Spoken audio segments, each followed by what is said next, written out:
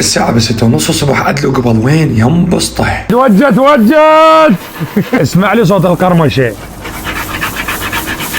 كبدة شل فراي كبة السراي مالتهم، وهذا الفطور مالتهم الصباح كل شيء سعره موجود. اكلات الشعبية هنا موجودة، وايضا كذلك العشاء. هلي مثل الشكر حلوين الاطباع. هاي الاجواء هنا تذكرك بالتسعينات. قعدنا المقاهي القديمة ولكن اين الرفاق؟ بسم الله.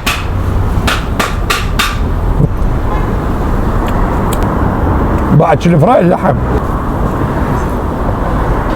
بعد سوب، عروق، بعد العروق مالهم.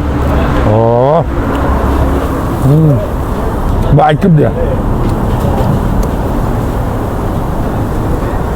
خطيه والله خطيه.